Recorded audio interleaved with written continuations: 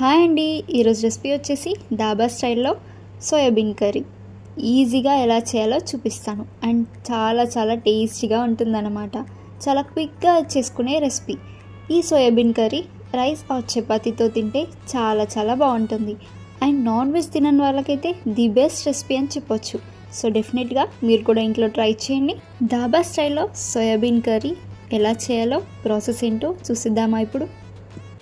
Next ఒక bowl తీసుకొని 2 spoons వరకు ఆయిల్ని వేసి, ఆయిల్ హీట్ అయ్యాక 1 స్పూన్ ఆవాలు, 1 స్పూన్ జీలకర్ర, అవి కొంచెం వేగాక సన్నగా చాప్ చేసుకున్న ఆనియన్ స్లైసెస్ని వేసి లైట్ బ్రౌన్ కలర్ వచ్చేంత వరకు కలుపుతూ ఫ్రై చేసుకోవాలి.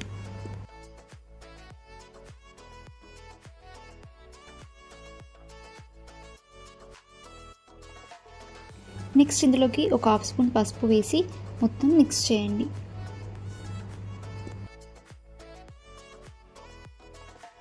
అలానే ఒక మీడియం సైజ్ టమాటోని వేసి టమాటోస్ని బాగా ఫ్రై చేసుకోవాలి.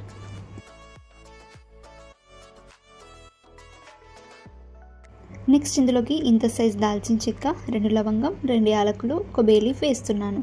అలానే 1 స్పూన్ వరకు సాల్ట్ని కూడా వేసి మొత్తం మిక్స్ చేసుకోండి. నెక్స్ట్ మనం వాటర్లో కాసేపు నానబెట్టుకున్న సోయా చంక్స్ని ఇందులో వేసి బాగా మిక్స్ చేసుకోవాలి.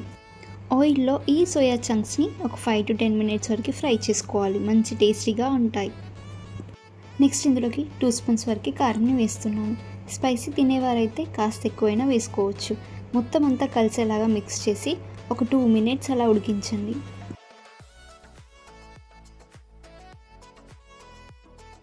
నెక్స్ట్ ఇందులోకి ఒక 1 కప్ వరకు ఫ్రెష్ యోగర్ట్ని వేస్తున్నాను. యోగర్ట్ వేస్తే కర్రీ అనేది టేస్ట్ చాలా బాగుంటుంది.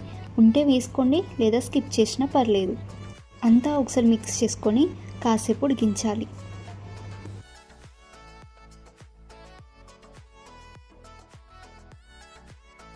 అలానే ఇందులోకి 1 స్పూన్ వరకు గరం మసాలా అండ్ కొద్దిగా కసూరి మేతి వేసి బాగా మిక్స్ చేసి ఒక 5 మినిట్స్ వరకు ఉడికించాలి.